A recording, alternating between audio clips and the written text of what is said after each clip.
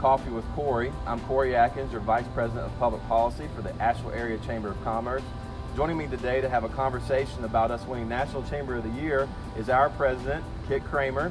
We're going to be on top of the roof deck here at Capella on 9 at the AC Hotel downtown. Thankful to them for hosting us. But Kit, it's a little hot outside today. Why don't we go inside and have our conversation? I think so too.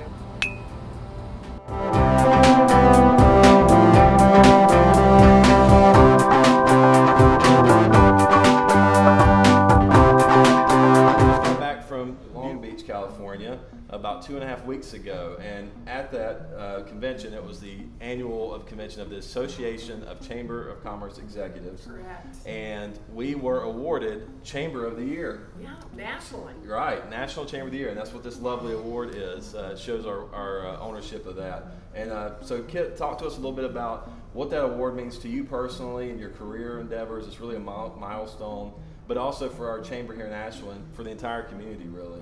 It's really not just the staff's award, it is the whole community's award. We couldn't do what we do without our members and the people who engage with us on a regular basis, all our volunteers, our board that provides direction. We do have a great staff and I'm super proud of them.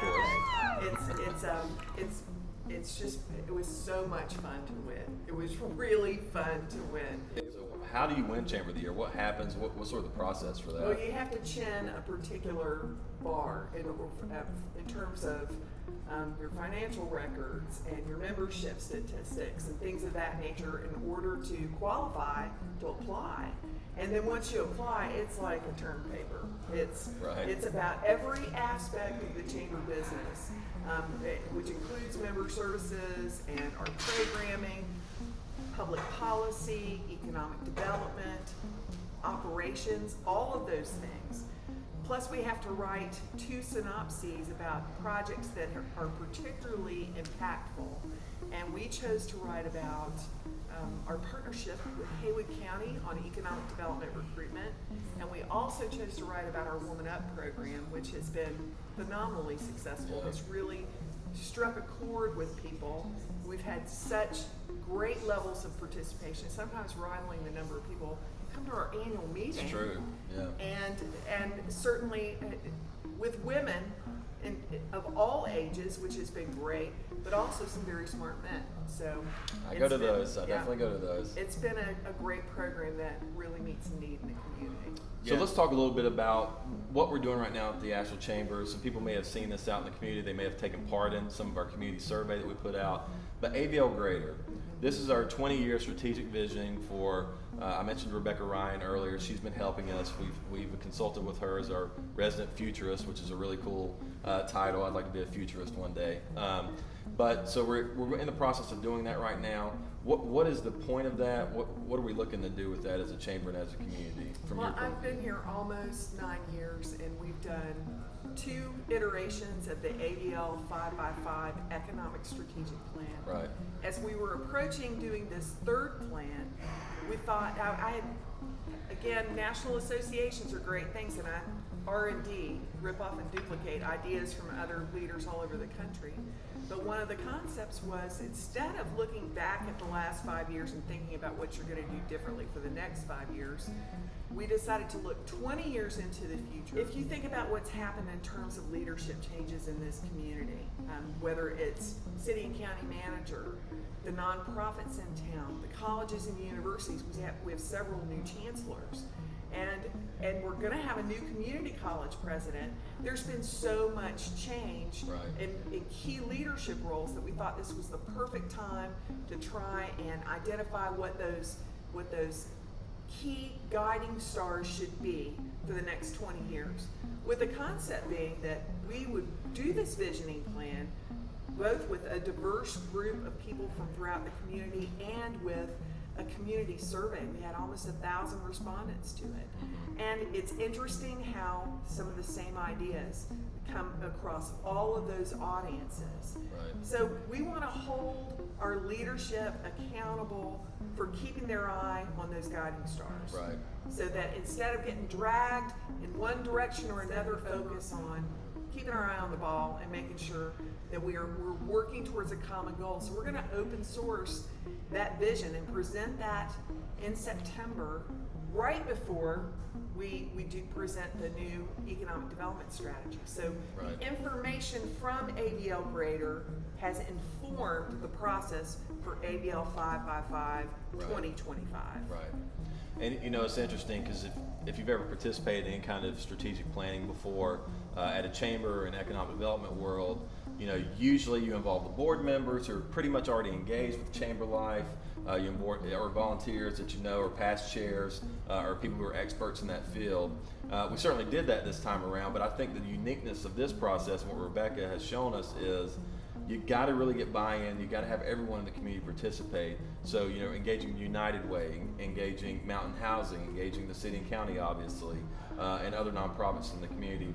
I really think it makes this unique, and it's going to be interesting to see when the rollout happens what we can do with it, because I really think it's going to be what guides Asheville and our whole community for the next, and region, for the next 20 years. What's also great is we've made Rebecca available to all kinds of organizations. Right. She's working with both the city and the county, as well as a bunch of nonprofits and some companies, some for-profit companies, right. to talk about what she learned through the study of these trends that are going to impact our community. Right. And so it's nice to have everybody thinking and moving in the same direction. Right, yeah. So be on the lookout for that in mid to late September. That'll be out. Last thing, Kit, here, and I want to switch gears a little bit, but also talking in context of our community development plan and our 5x5 plan.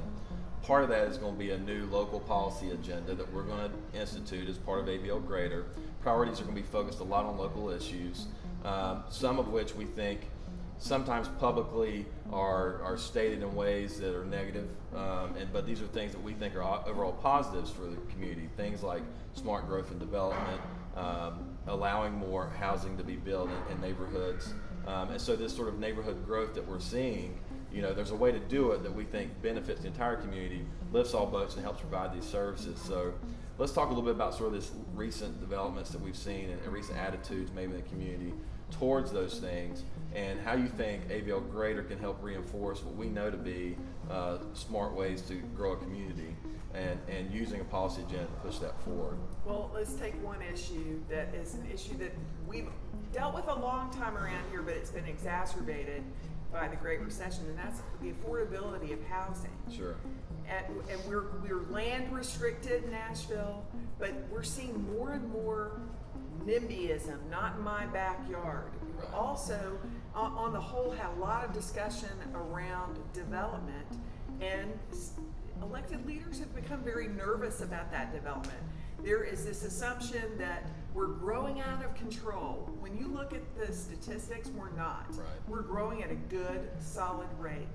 And we do need to grow in a smart way, and we need to grow in a way that is helpful to the entire community, not just the wealthy. I mean, there are definitely things we need to address. Right. We're not helping ourselves when there's a collective freak out about a new development that is going to enhance density and have a more affordable price tag. People worry about traffic. I get worrying about traffic, sure. But we need to remember we want people, we want our teachers and our firemen and our police officers and our wait staff. We want people who are working in the service industry as well as bagging groceries, doing things throughout the entire economy. We want them to be able to live here. Right. And if we don't build more housing, which allows people to stay mobile within housing. People are constantly moving and making decisions. We need housing built. And what we have found here is that when neighbors cry out against it and are worried about traffic and things of that nature and lessen the size of development, well, the price tag goes up. Sure. It's a math problem. And we've got that problem not just in the city, but in the county as well. We've got to be super cognizant of the fact that we need growth can be good and helpful to the community as long as it's managed well. We need to be investing in infrastructure, but that growth helps fund those infrastructure improvements that we all want to see happen. Right. We want great roads, we want great sidewalks, we want good schools. Those are paid for by the tax base. And if you don't allow for good growth to continue to occur, then you're stifling and smothering your community, essentially. And I think a lot of people have really good motivations, they just don't realize. We're seeing across the country, there's research showing that people with good motivations who think they're doing the right thing are actually hurting their community and making it less affordable. Right. So we're going to be focused on that and trying to find the compromise positions where we can balance growth with good infrastructure and find a way forward for the entire community. Yeah, and I would encourage everyone to be on the lookout as well as we roll out AVL Greater. We will be formulating that local AVL Greater public policy priorities, and it's going to be informed by the community survey we've done, the information we've gleaned from this process, but as well as some scientific research from across the country that's already been done that we don't have to duplicate. We can just be smart about how we handle those issues here, and we really hope the Chamber can help provide leadership in that arena and help our city and county and entire region continue to prosper. So we're excited about it. We are going to have to work with our community partners there, because so many of these issues overlap with the social issues, and no one entity can do it by themselves. So collaboration is one of our guiding principles, and we're excited to work with others. Right. Well, that's going to do it. Kit, thanks so much for taking time. I know you're busy, but we really appreciate you sitting down with me. By the way, congratulations on being named 40 under 40 for the chamber industry across the country. Well, thank you very We're much. Proud I of appreciate you. it. I didn't get a shiny trophy like this, but they did recognize me, so I'm very appreciative of that. Thank you for that. Y'all come by and see our trophy. We'd love to have you pose with it. Right. Get a selfie. Anybody, come by. It'll be on full display in our office for quite a while now. I promise you that. Thanks everyone for watching and joining us today. Again, we're here at Capella on 9 on top of the AC Hotel in downtown Asheville. Hope you'll come sometime for lunch or dinner or a meeting. It's a great location. My thanks to Kit Cramer, our president, for joining us today to talk about winning National Chamber of the Year, AVL Greater, AVL 5x5, as well as local development policy. We hope you'll join us next time, and thank you again. Have a good day.